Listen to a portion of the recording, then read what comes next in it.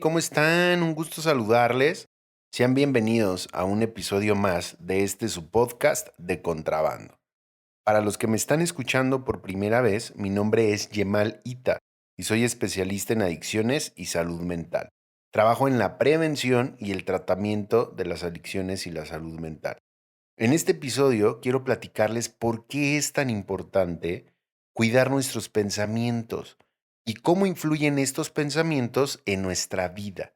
Según distintas publicaciones, a lo largo del día somos capaces de crear aproximadamente 60,000 pensamientos, de los cuales el 95% surgen de forma automática, siendo similares en días consecutivos y de ellos, el mayor porcentaje son negativos.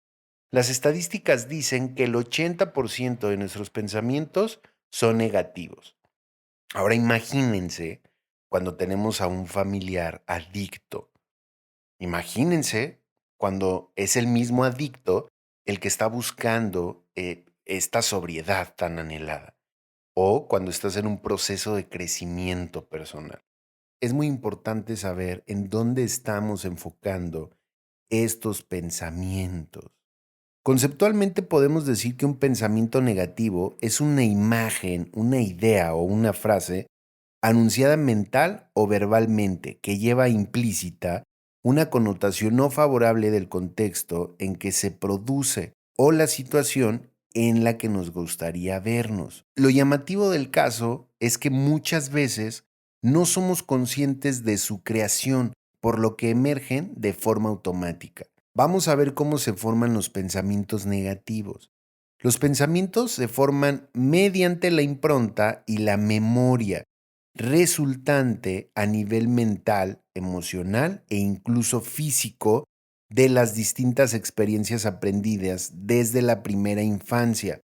Esto es de los mensajes en forma de frases, declaraciones, gestos e incluso silencios recibidos del entorno familiar social.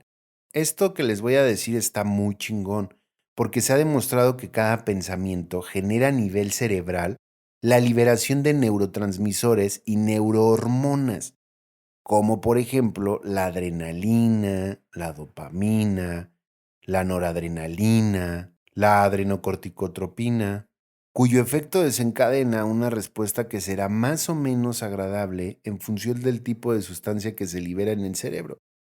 Así que si ante alguna situación de la vida diaria, el enfoque que tenemos, o sea, el pensamiento, se dirige predominantemente hacia aspectos que tal vez no nos estén gustando y que estos mismos signifiquen algo negativo para nosotros, repitiéndolos como mensaje varias veces a lo largo del día, la experiencia psicofisioemocional será también negativa.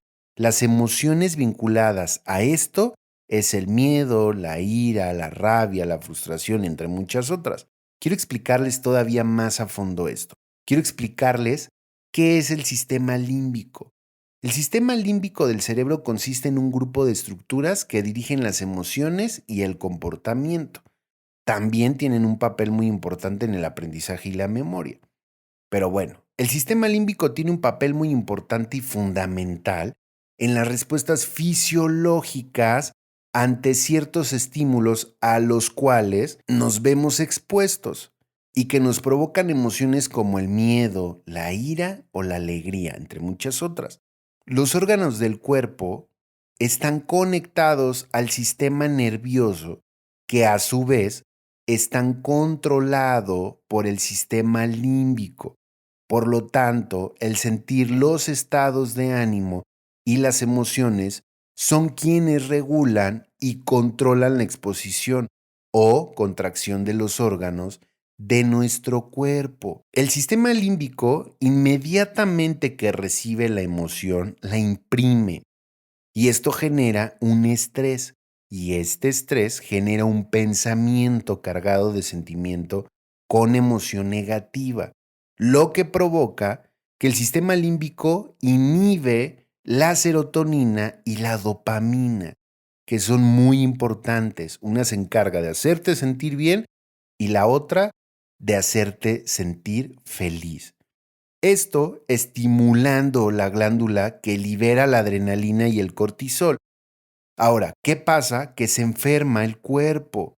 ¿Qué pasa? Que se enferma, se estresa y el sistema inmunológico baja. Fíjense qué impresionante esto, porque el 95% de todas las enfermedades que conocemos en el mundo son producidas por la forma inconsciente, negativa, repetitiva y errónea de pensar.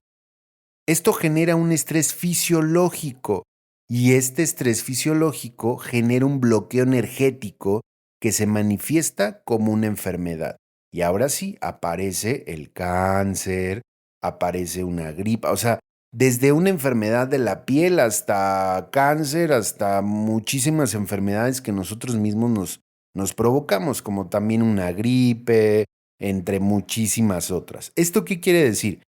Cuando yo cambio mi manera de pensar, cambio mi forma de sentir y esto hace que yo cambie mi forma de vivir. Por eso para mí es tan importante que cuidemos nuestros pensamientos. En cualquiera de los procesos que te encuentres, es tan importante cuidar qué es lo que estoy pensando constantemente.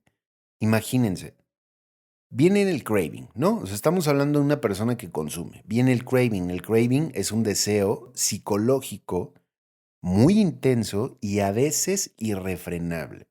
Si yo estoy sin hacer absolutamente nada, si yo estoy con demasiado tiempo libre, esto va a generar un estrés y este estrés generan pensamientos y los pensamientos inmediatamente que llegan al sistema límbico se imprimen las emociones y ahora sí, el cerebro empieza de algún modo a segregar sustancias dependiendo de esas emociones que tú le estás metiendo. Ahora vámonos al familiar. El familiar, imagínense, o sea, tu familiar está internado. ¿Cuáles son tus pensamientos? ¿Qué es lo que estás pensando? Si estás en un proceso en el que debes de dejar a tu hijo o a tu hija que viva su proceso de desintoxicación o que viva su proceso en el que se tiene que caer para que pueda aprender, debes de enfocar tus pensamientos en la terapia, debes de enfocar tus pensamientos en lo positivo, porque si no, esto va a generar miedo y va a generar culpa y va a generar ansiedad. ¿Qué genera el cortisol? El cortisol solamente sirve para dos cosas, una para crear miedo y la otra para crear estrés. Estamos hablando que el estrés crea pensamientos y aparte esos pensamientos crean emociones y es un círculo vicioso. Estamos hablando de que si estamos con un elevado nivel de cortisol, estamos inundados de miedo. Ahora, ¿qué es el miedo? El miedo nubla el entendimiento. Imagínense, bloquea la razón. Una persona con miedo dice cosas que no quiere decir y hace cosas que no quiere hacer. Entonces estás paralizado con pensamientos negativos y lógicamente lo que vas a obtener en tu vida es eso. Eso es lo que tú estás atrayendo. Aquí no se trata de tener pensamientos mágicos pendejos. Se trata de que vigiles tus pensamientos y les voy a dar unas técnicas para que los podamos sustituir, para que no te claves con eso y entiendas y aprendas cómo los puedo sustituir para empezarme a sentir bien y funcionar diferente. ¿Qué pasa con las personas en depresión? Antes de llegar a la depresión, hay una parte que es la antesala de la depresión que se llama distimia. La distimia, vamos a ponerlo como ejemplo, como el enojo o la tristeza, ¿no? O sea, la distimia todavía se puede controlar, igual que el enojo, igual que la tristeza. Todavía lo puedes manejar hasta cierto punto. Pero cuando la distimia se convierte en depresión, es muchísimo menos controlable. Igual que la ira, igual que la depresión, igual que la euforia. El extremo de las emociones es cuando uno pierde el control. Entonces, ¿qué pasa con las personas en depresión? Caen en un bucle. Porque vienen estos pensamientos de no valgo nada, nada vale la pena, todos estarían mejor sin mí.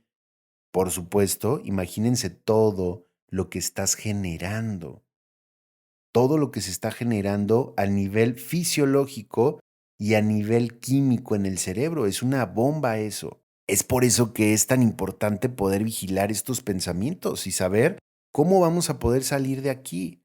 Ahora, ¿qué se puede hacer? En primer lugar, no hacer juicios de valor, ni atribuir pensamientos negativos con etiquetas de malo, soy un pendejo o no sirvo para nada. Esto nos mantendrá en una emoción y un resultado no deseado. Entonces, descartado. Nada de soy bien pendejo, ni no sirvo para nada, nada de esas cosas. Bye. Ahora, la segunda es identificar las sensaciones o sentimientos, muchas veces incómodos, que simplemente nos indican la necesidad de un cambio de actitud. Tienes que vigilar eso. Identificar la sensación o un sentimiento. Estoy de malas. ¿Por qué chingados estoy de malas? Tengo hambre, no dormí bien, me caga esta persona con la que estoy. ¿Por qué estás de malas? ¿Por qué estás triste? Tienes que identificar por qué razón lo estás. Ahora, el tercero es identificar aquellos pensamientos que necesitas soltar. Suéltalos, güey, suéltalos. Estos se llaman reservas. Tienes que aceptar tu condición como enfermo, y esto se los digo a los adictos, pero también a las personas codependientes. Suéltalo. Tienes un hijo, tienes una hija, tienes un esposo, tienes una esposa, tienes un familiar adicto, suéltalo. Tienes que soltarlo, tienes que quitarte el miedo. No es posible que le tengas miedo a tu hijo o a tu hija. No es posible. Tienes que poner los caballos delante de las carretas, porque si no, entonces vas a estar cayendo en esta culpa, en estos pensamientos de culpa, en no se va a ir a drogar, mejor no le digo, mejor hay que manejarlo con tranquilidad. No, así no se maneja. Tienes que marcar los límites constantemente. Estas ideas son pensamientos que necesitas soltar, porque si no, se vuelven reservas. ¿Y qué pasa? Ya lo platicamos. Se generan emociones y entonces caes en un pinche círculo, en un bucle que ya después no quieres salir. Creas un infierno al que jamás quisiste entrar. Así que suéltalo. Ahora, finalmente, ¿cómo se puede cambiar un pensamiento? En primer lugar, tienes que identificarlo. Hablábamos de identificarlo, ¿no? Primero identifico cuál es ese chingado pensamiento malo.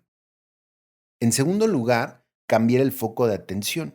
Si no has escuchado el podcast que hablo acerca del manejo del craving, ahí doy algunas técnicas para cambiar el foco de atención. Te lo recomiendo, está muy bueno. Son algunas técnicas para poder implementar esto. Tienes que cambiar el foco de atención. Si estás demasiado tiempo sin hacer nada, con tanto tiempo libre, lógicamente que estos pensamientos van a estar constantemente ahí. Y hay que hacer técnica de sustitución de pensamiento y técnicas que hablo en el podcast. Así que si no lo has escuchado, creo que está en la primera temporada. Así que ve a escucharlo. Ahora, quiero dejar muy claro algo. No se trata de obviar lo negativo. O sea, no mames, no se puede. Esto es imposible. Se trata de enfatizar lo positivo, porque desde este lugar, nuestra motivación, nuestra salud emocional y física y nuestros resultados serán aquellos que realmente nos gustarían experimentar. Aquí es imposible, o sea, somos seres pensantes. Les acabo de decir al principio que tenemos más de 60,000 pensamientos, de los cuales el 95% surgen de forma automática. Ahora, de esos, el 80% dicen las estadísticas que son negativos. Se trata de enfatizar lo positivo.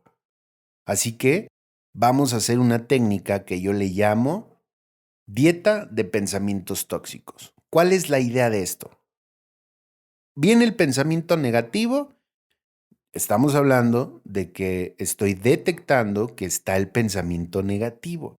Inmediatamente lo sustituyo por uno positivo. Eso es lo que tengo que hacer. Entonces estamos hablando de que estamos trabajando con el condicionamiento humano.